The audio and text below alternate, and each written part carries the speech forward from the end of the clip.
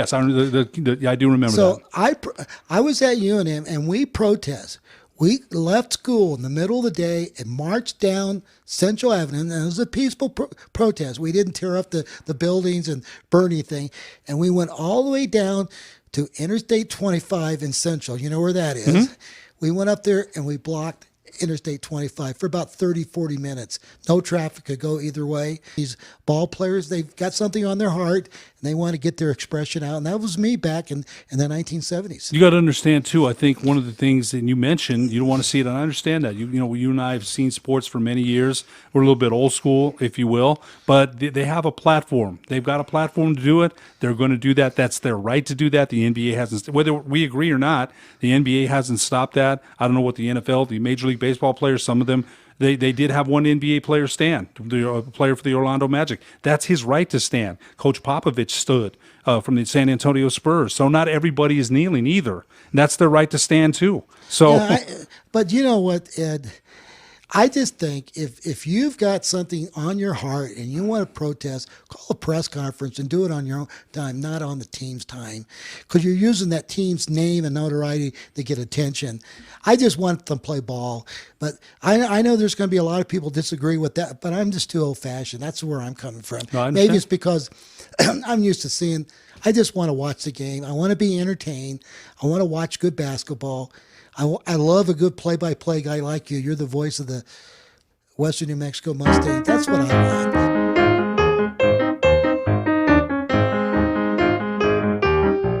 Hi, everybody. This is Marty Watts with American Talk It Up and my co-host, Ed Nunes. This is episode 12. And, Ed, you know, this week here in New Mexico and on a national level, we had a tragic death of a teenage basketball star that was going to go to UNM. I think he was rated 86 in the country in the top 100 ESPN prospects, and he was going to be enrolled this week at UNM as a basketball freshman. His name is J.B. White. But what I want to talk about is the tragic out there, these young kids.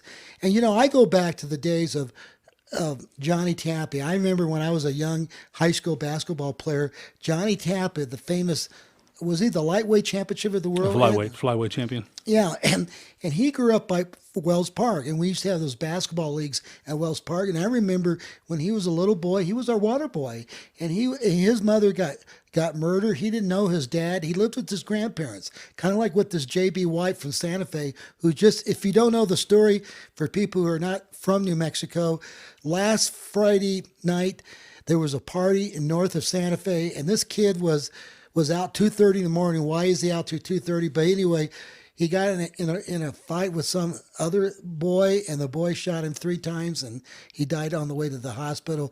And he was one of the number 1 recruit for New Mexico. He was like a top 83, like I said. And it was a tragic. And what's your thoughts on this, Ed? Well, you know, he was going to graduate early. He was finishing coursework. He had one more year of eligibility at Santa Fe. He elected to do coursework during the summer to graduate early and come to UNM in the fall. Now, the way I looked at it, he was going to redshirt this year. We would work on his body, work on his maturation. I thought there was a high upside to his game. I watched him play against Capital up in Santa Fe this year. Long, rangy, could hit the three-point shot, block shots. Very emotional player, played on his emotions, wore his emotions on his sleeves. But I think one of the things that you mentioned, and Jimmy Tran, our producer, mentioned this too, it's a pandemic. Kids are locked down. Everyone's locked down. It's hard to tell kids. And you mentioned, why is he out there till 3:30? You mentioned a couple of things that I think are important. You know, the mother OD'd, okay, doesn't, you know, the mom's not in the picture, and then the dad's not in the picture either. The grandmother, by all accounts, did a wonderful job, in raising him. It's kind of hard to for an older person to keep, even for a younger dad, to keep eyes on what your kids or grandkids are doing. Of course, he had no business out there, because they always say nothing good happens after 1 p.m. Right. I'm not blaming him in any way, shape, or form, right? We've seen fights. Back in the day, you saw fights. I saw them too. But I think one of the things that Jimmy Tran brought up, which is a good point, a lot of these young males without any kind of guidance think because they have a gun that they're the man, right? And we used to see fights, right? Back in the day, knuckle fights, and people would get beat up and they'd move on. They got over it. In some cases, they got to be friends. The dangerous thing these days that I'm seeing, Marty, is that kids with guns, with no they're not mature anyway, right? I mean, it takes it to your 26-year-old male. I always tell my son, he's 28 now. Once in a while, I'll tease him. That Right. frontal lobe of your brain still ain't fully developed, boy. I'll tell him, we'll joke and laugh. When you have a 16-year-old with a gun at a party and there's no adult supervision, and they said there was numerous fights inside and out, and no one's there to stop that, right? That's the result, and it's tragic. When I thought about it, and I saw ProView Network streamed the service, and when I saw the people get up there, Zach Cole, his coach at Santa Fe, who's a great guy, he's a great guy. You lose one of your players like that, it's tragedy, man. You don't care how it happens. Yeah, you can go back and say these things shouldn't have happened. Yeah. But it's just one of those things. Again, a perfect storm for these things, because when kids are locked up in a pandemic, it's hard to tell kids stay home, wear your mask, wash your hands, things like that. So when they get a chance to let loose and there's no adults there, I remember a trip that we took at Highland down to Las Cruces to play basketball. And this is your high school, Highland High School. Right. So we always went down there to play Las Cruces, Mayfield, and Las Cruces, right? And instead of really concentrating on playing ball, our coaches sometimes weren't around. So when young kids are left to their own devices without adult supervision, what do you think happened? Now we didn't kill, nobody got hurt or anything, thank God. But there were some things we're doing that probably 16-year-old kids shouldn't be doing, because no one's around to say, again, when you have gatherings like that, again, it's a tragedy. I'm so sorry that happened, because by all accounts, he was a very, he had a great personality. He touched a lot of people's lives. He was going to mature here at UNM. Coach Weir was going to work with him. Coach Mason, Brandon Mason, Coach Snow. He was going to be part of a unit, and he was going to grow and mature and get stronger and get better. And unfortunately, gosh, it's tragic. And every time I see it on TV or hear about it, my heart sinks, because that should have never happened. Well, and the difference back when you and I were in school, nobody carried guns. I didn't know anybody had guns, but now these kids are packing guns. And where they're getting the guns, I wonder where this kid got his gun, maybe on the black market or whatever. And we had a tragedy last spring. We had a Lobo baseball player a year ago got shot. And he was out at 2 a.m. He had an argument with a guy over his girlfriend, and the guy pulls up and shoots him. Another person with a gun.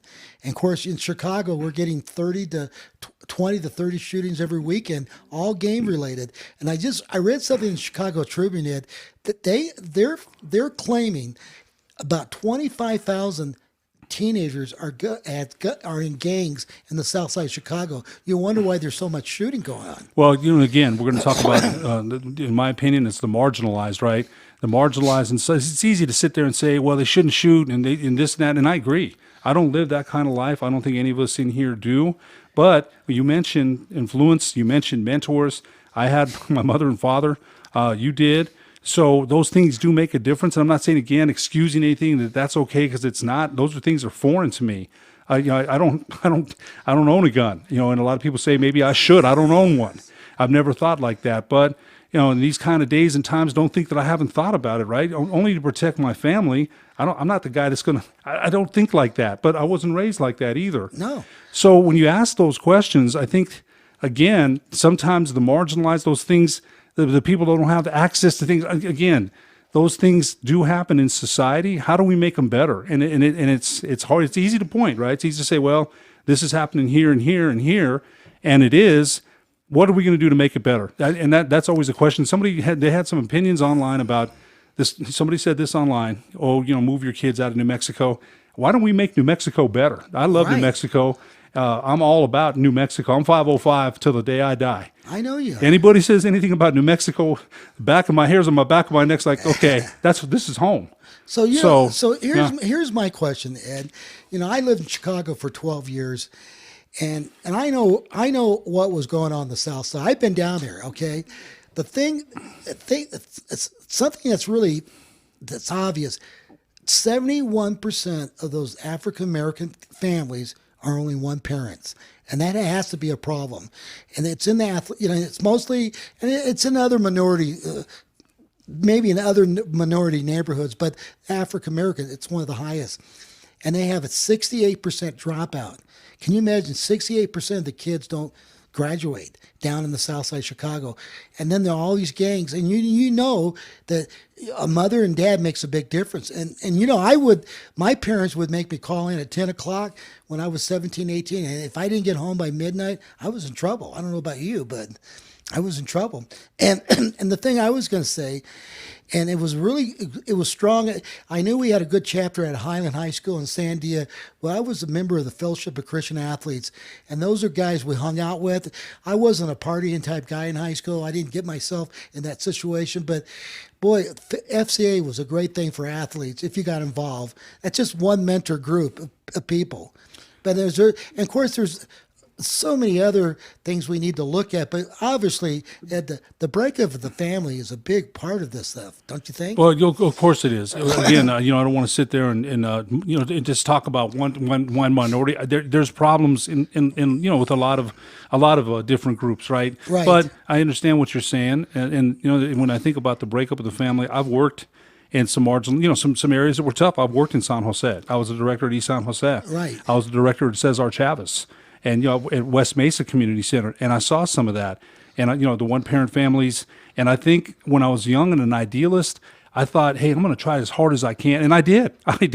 There was times I used to tell the kids at San Jose, they were so ingrained into their body, all right, and I'd say, look, there's more to life than San Jose, right? And because they were so ingrained there, and I didn't mean that in a bad way.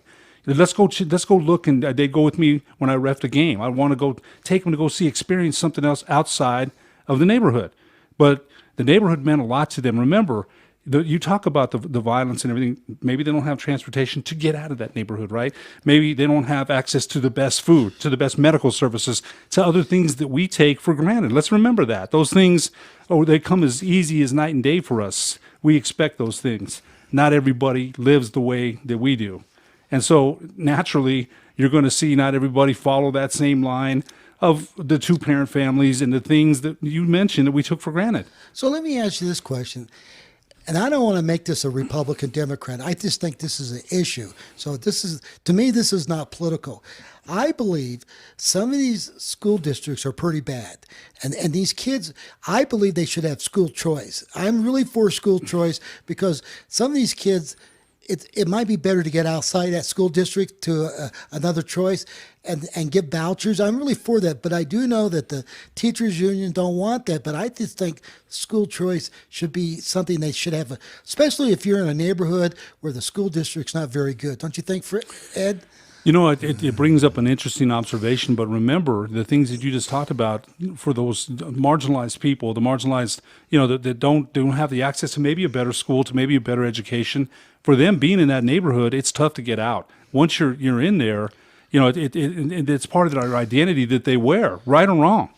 So, I think sometimes, yes, that would help. That would definitely help, but it's just so many things, Marty. Transportation, how do we get there? When we get back to our neighborhood, are we ostracized because we're not in that? It's so many things. So many things come up. But I understand what you're saying too. So I think it should be a debate.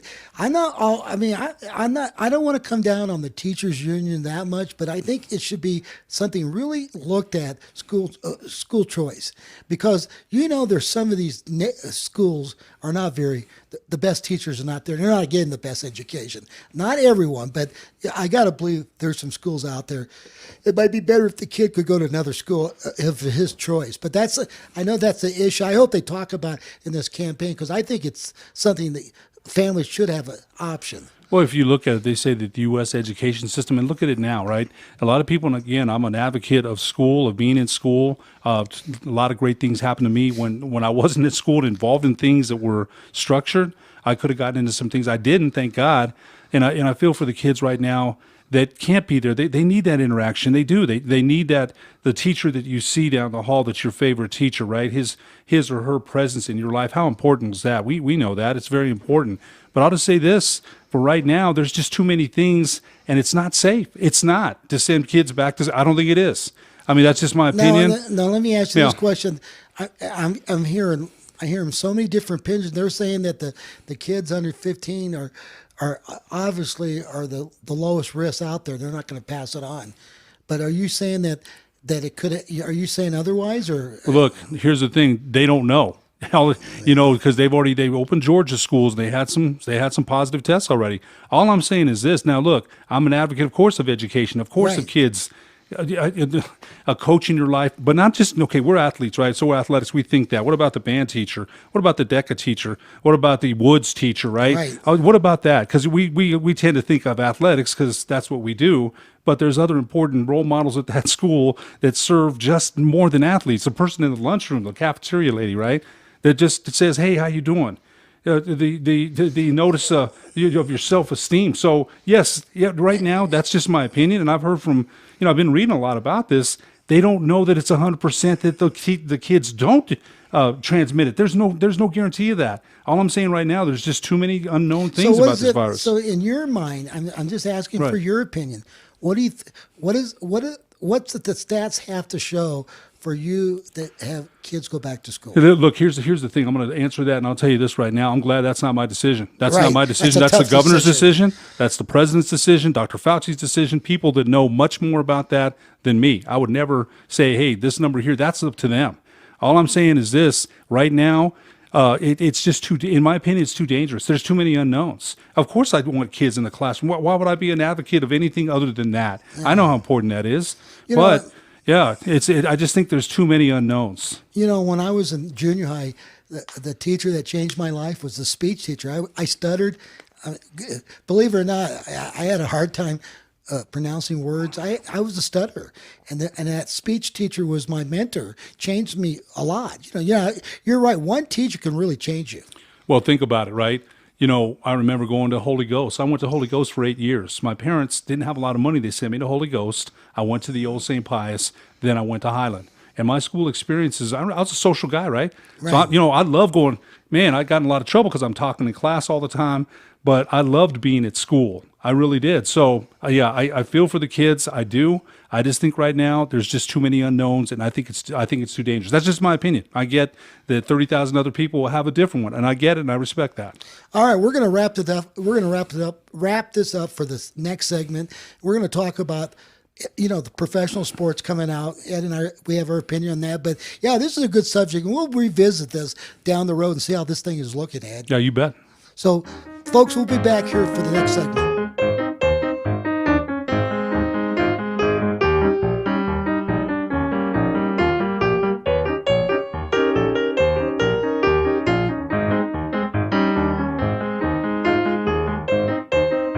Welcome back to segment 2, America Talk It Up. And I got my co-host, Ed Nunes.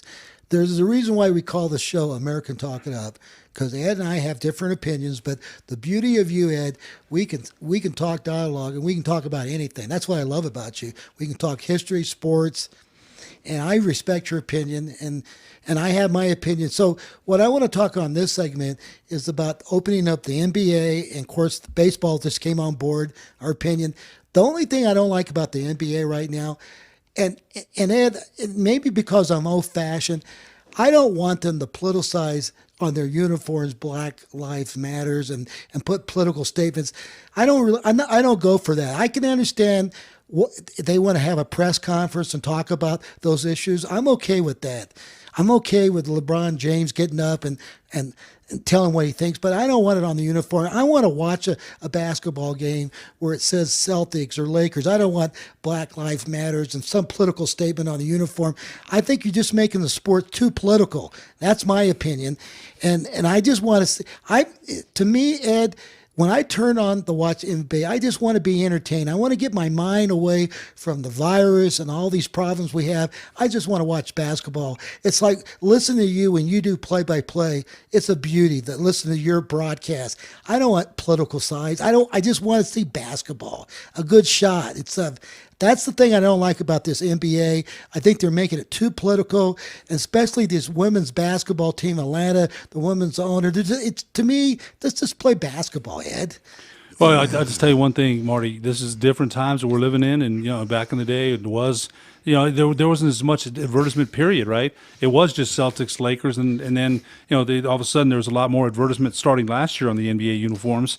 And look, when George Floyd got murdered, I mean, things kind of changed politically in this country, and I'm not saying it's wrong or right. That's just the way it is right now. People, the NBA and the NFL And Major League Baseball, Major League Soccer did it too. And NASCAR, there really isn't a sport that hasn't been touched by this politicizing, whatever you want to call it. They use that platform to protest injustice, police brutality. They used it to protest racial injustice, wrong or right. That's the way it is right now. Now, I don't mind it. I don't have a problem with it. Now, look, I'm going to tell you what I feel about the kneeling, okay? Now, my dad is a World War II vet, right? My dad's a World War II vet, took shrapnel, got the Purple Heart. I wouldn't kneel. I wouldn't kneel because of my dad's service, right? My dad, you know what my dad ever said? And he saw combat in World War II. You know what he ever said to me about the war? Nothing. He never said, son, I was Soviet. He never said a word to me, ever. You know, I had to find out some other stuff about his combat service from other people. He never talked about it. But I can understand, to be honest. Now, look, this is going to upset some people, okay? That doesn't mean I don't respect the flag. I do. I stand up for it, and I always will.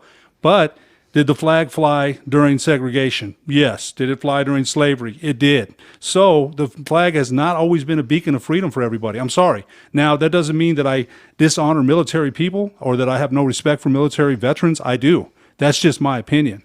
But again, for me, I'm standing up because of my father, right? I'm not going to, but I understand I understand some people that maybe felt that the flag wasn't a beacon of freedom for everyone because it always hasn't been. That's just my opinion. Again, you may digress and disagree. That's just what I think. I will never kneel. I will always stand up for the flag and put my hand across my heart. I mean, my grandfather was in World War I. My dad was World War II, like yours. You probably knew Vietnam veterans that came back. I did. I had guys who I knew that came back in body bags, and they died for that flag. Mm-hmm. Now, I'm all for freedom of speech. If you want to call a press conference and get up your own press conference on your own time and talk about the injustice of what's going on, that's you, all power to you.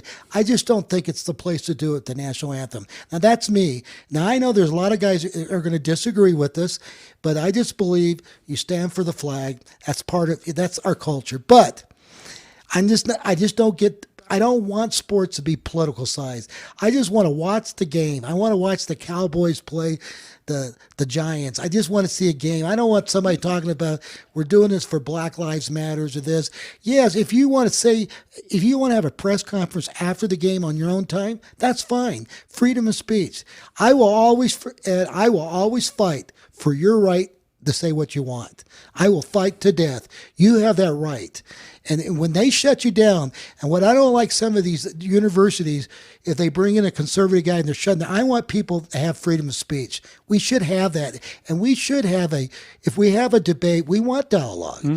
And if people don't like they can take sides on the debate, but my most important thing is freedom of speech, and I'll fight for that to the day I die. Well, Patrick Henry said that, right? Patrick Henry said that. I may disagree with what he says, but I'll fight for his right to say that. Patrick Henry, one of the forefathers of the Constitution. But remember what you just said. Now, look, again, we may agree to disagree, but you want conservative commentators have been kicked off or not let speak on college campuses. They should be allowed to speak, but in that same sentence, people should be allowed to kneel if they want to kneel. Same thing. That's their freedom too. Freedom is, and I think my problem with some of this, and this is just me. Wait a minute. Go ahead. It's just me. It can't be just this freedom is okay, but that's not okay. Now I may disagree with both of them, but Patrick Henry said, "I'll fight for both rights." It's that freedom. It works on both sides. Is all I'm saying. All right. So think about it, Ed. If you're Jerry Jones, you own the Dallas Cowboys, you own the stadium. That's not a public stadium. It's your stadium. It's a private business. You can do what you want. Right. You can't, if you want to tell the guys you don't kneel and you can fire them, you can. Now, if this was a public event, national property, yeah, you can do but not if you own the team, own the property. You can, that's why they have that right to not tell these guys you can't do it. Now, so far, because this issue is so political, the NFL is just letting it go. It looks to me they're just going to let it go and not make it a big thing. That's what I'm seeing right now, especially in the NBA. Am I right? Well, I'll tell you one thing. I think we'll even see if there's a season. Today is opt-out day for the NFL players, the last day they can opt out of the season. There's already been about 20 or 30 players that have opted out, and I really am I don't even know if there's going to be a season. So we'll see. But I think you're right. Yes, Jerry Jones owns the team. John Elway, I believe, said the same thing, that if you kneel, you won't be on my sideline. I thought I read something like that. So, yes, I get that. So I understand that. That's yes. private, and they have the right to say Yes. that. They do. But obviously, that's an issue. But it looks to me this is not going to go away. These political times, this thing is going to be talked about probably through the whole season, right, Ed? Probably. Well, look at it. Okay, look at the times we're living in, Marty. Right. You lived in the '60s when there's the riots and the racial they had the racial riots. When Martin Luther King, the riots in Watson. Again, I'm not blaming the rioters. Sometimes, we don't peacefully protesting is one thing, right? I'm not about looting, or I'm not about that. You're not either. So if you peacefully protest, no problems there. Right now, when they morph into violence, it's kind of a concern. We don't want to see that. I don't anyway. So back when I was at UNM, remember the bombing in Cambodia? Remember that, Ed? I was like 8 years old, but yes, I do remember that. So I was at UNM and we protest. We left school in the middle of the day and marched down Central Avenue, and it was a peaceful protest. We didn't tear up the buildings and burn anything. And we went all the way down to Interstate 25 in Central. You know where that is? Mm-hmm. We went up there and we blocked Interstate 25 for about 30, 40 minutes. No traffic could go either way. And finally, the state police came and broke it up. And I was part of that protest. And it was a peaceful protest. We probably broke the law by blocking the street, the I-25. Right. But I was part of that, and we had the right to protest. And it was a statement we made to President Nixon at the time. Hey, man, this is the war's going too far. Bombing Cambodia, Anyway, that was the big thing at University campus, and I was part of that. And you could say I was a liberal or whatever, but I felt in my heart we had to say something.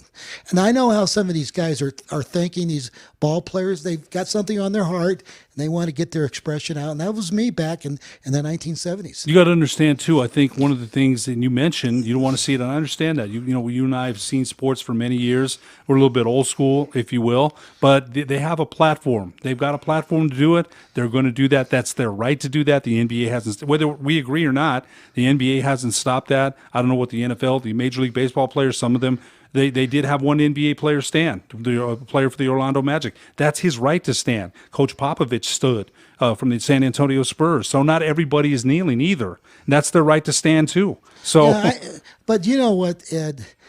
I just think if you've got something on your heart and you want to protest, call a press conference and do it on your own time, not on the team's time, because you're using that team's name and notoriety to get attention.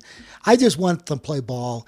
But I know there's going to be a lot of people disagree with that, but I'm just too old-fashioned. That's where I'm coming from. No, maybe it's because I'm used to seeing – I just want to watch the game. I want to be entertained. I want to watch good basketball. I love a good play-by-play guy like you. You're the voice of the Western New Mexico Mustangs. That's what I want. But, maybe it's not going to be like that again. Maybe things are but I just don't like seeing all this stuff on their uniforms, politicizing the team with a political statement. I just want them to play basketball.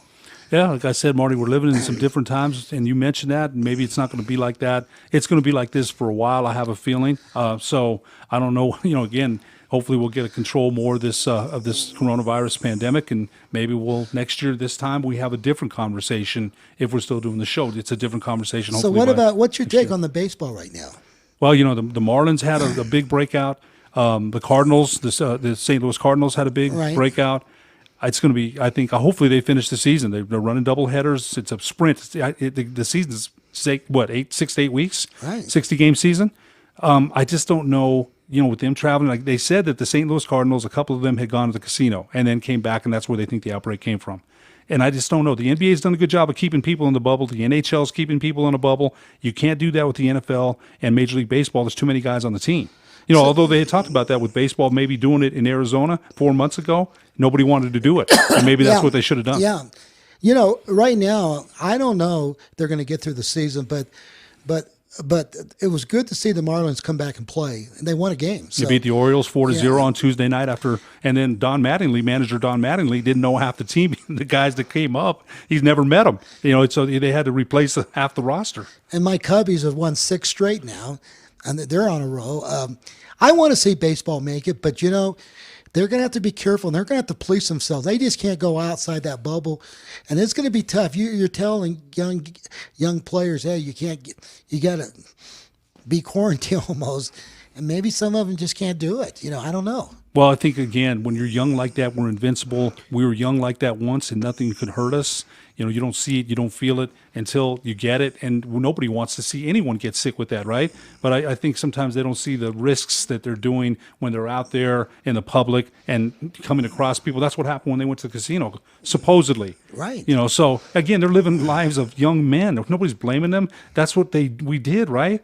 But this is just a different time. So if they want to finish the season, according to Tony Clark, the player representative, they talked to the commissioner about it. They're really going to have to lock it down. So we're going to go back to, we got to wrap this up, and we're going to come back to the third segment. We're going to talk about college football, how they're going to get through some of the problems in the NFL, and that's going to be our last segment. So we're breaking for a commercial. We're looking back to see in segment 3. You bet.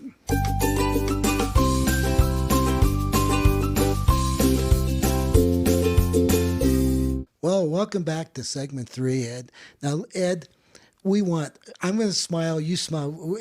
We know this is all serious stuff about sports, but we got to have fun, right? Oh, you know what?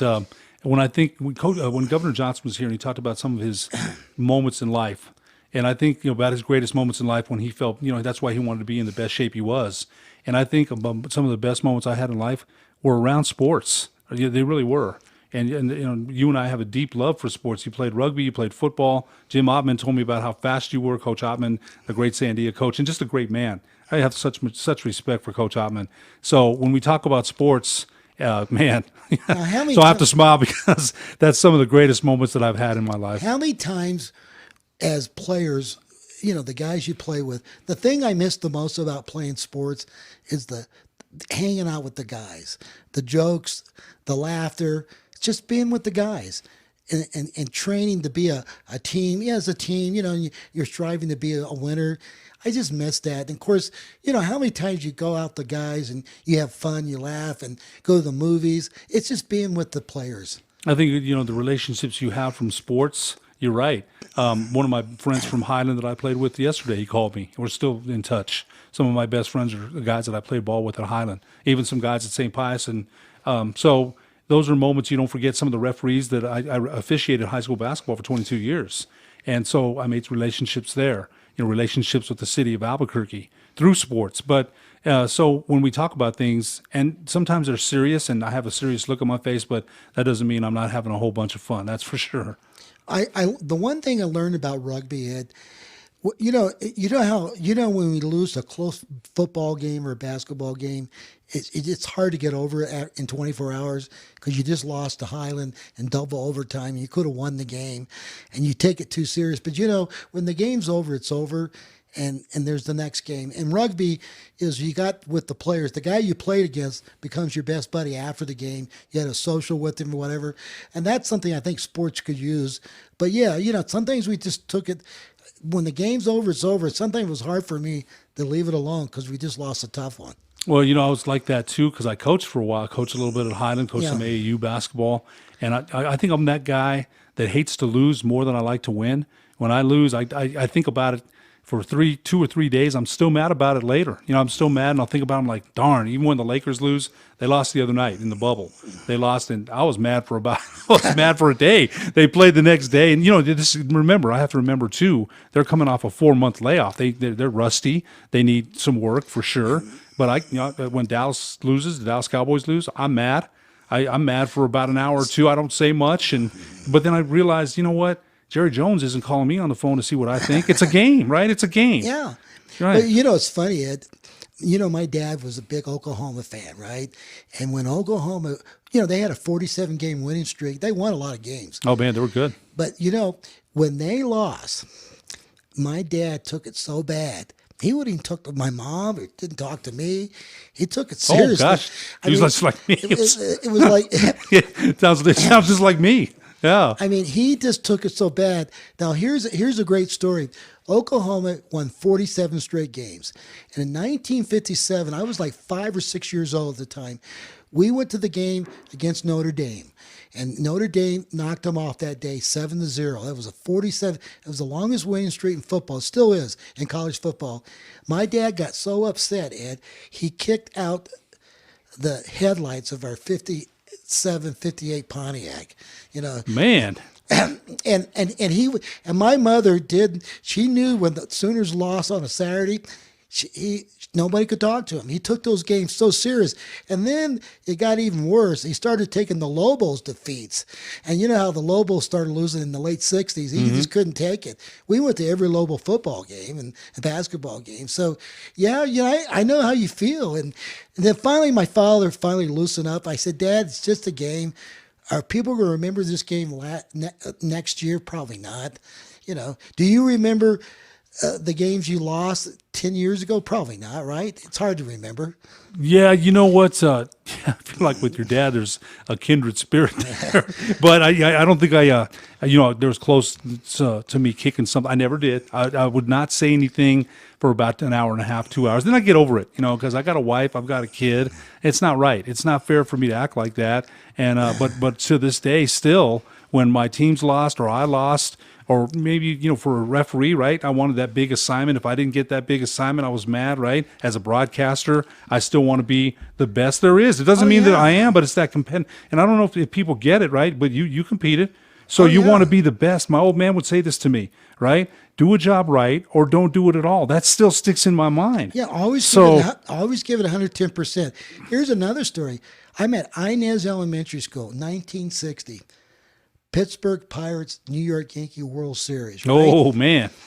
And so I had a Mickey Mantle jersey top, number 7. My dad bought it for me, and I had a New York Yankee hat.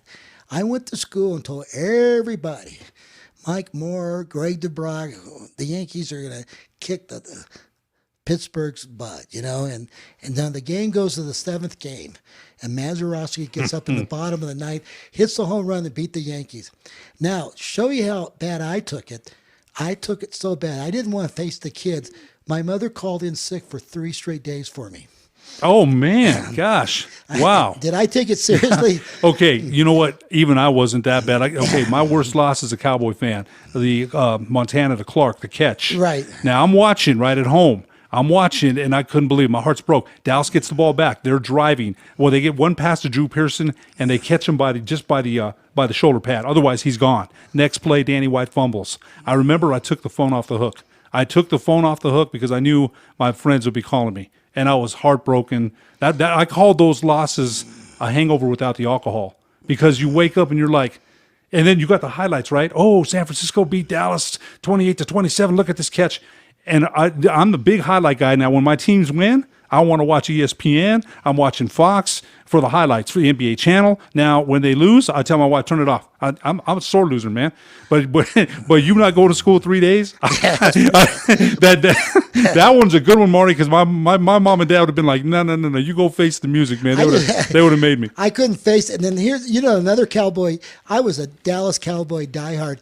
When the Cowboys lost to the Baltimore Colts, I think 1972. 70. They kicked the field goal. Jim O'Brien, last second field goal. Man, that was another one I couldn't go to school. And then the other game that broke my heart is when the Cowboys lost to the Pittsburgh Steelers, when that tight end dropped the pass. Jackie Smith wide open. And that was another one where it just broke my heart. I couldn't talk to anybody because I took those 2 losses bad for the Cowboys. You're going to laugh about this. Now, my father didn't watch football, didn't know anything about it. He started working when he's in 8th grade. Yeah. He doesn't know much about football, or he could care less. But if Dallas lost, my dad had a little bit of accent. He'd say, which means son, what happened to the Cowboys? What happened to Starback? That's what he would call Roger Starback. Because he couldn't, and oh my God. So I'm thinking my dad is talking mess to me. He doesn't even watch football, but he wanted to dig it in a little bit. Oh yeah. Oh man. And I think to myself, how did he even know that? He never even turned the TV on to watch 1 second. He had to work. The football or athletics was never important to him. But then he would say that. I think, why is he saying this to me? I don't ever. It made me laugh though. It did. So here's something.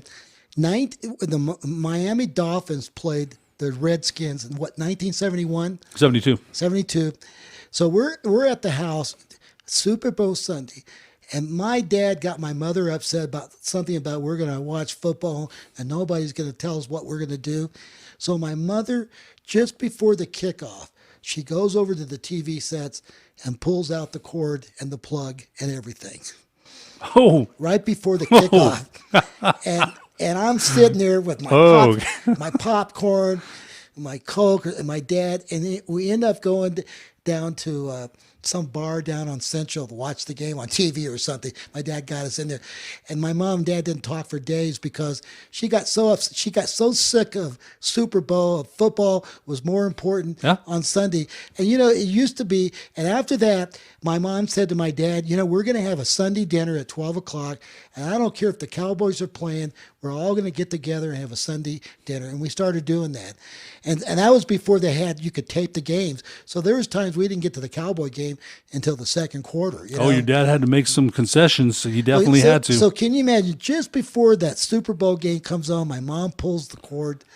And man, I'm trying to imagine that, because the way you said your dad reacted when Oklahoma lost, I wonder what his reaction was to that. I would have ran. I would have been running down the street. They almost had a divorce on that one, but but my mother was right. My mom did the right thing. We made football more important in our family, and it shouldn't be that way. No, and my wife does the same thing, but she does. There's times she'll tell me. It was funny. We were dating when the Lakers were playing in the championship, and she says to me, "Well, there's 7 games," and I said, "Yes, and I want to watch every single second of every single one." And she still laughs about that. I think you had to miss 1 or 2 because I'm dating her, I'm courting her. She's my wife. We've been married 31 years. So, but yeah, she's kind of let me know too, in her own ways, that hey, nothing's more important than us, and we try to put our faith first, right, before anything. And sometimes you get sidetracked once in a while, and you need that person to remind you. And my wife does that, believe me. So I'll never forget that. But anyway, those are great stories. We got to wrap this up. Got any more time left? We're down at the end here, but it's been a great session. I look forward to us getting back together for the next episode, but it was fun talking about these things. No, it really was. And you know what? It's always great having Jimmy around. Jimmy kind of reminds us of some stuff, and he'll throw some stuff in there too that I think is pertinent and important for us to remember. And the next, when we get together for the next episode, let's get into college football, and by next time we get together, we should have some more information where this thing is going. Absolutely. For college football. Absolutely. So anyway, hey folks, thanks a lot. And by the way, go up to America Talk It Up on Facebook, hit the like button, the follow button. When you go to YouTube, hit the subscriber button, and really want you guys, if you want to comment on us, please tell us what you think. All right.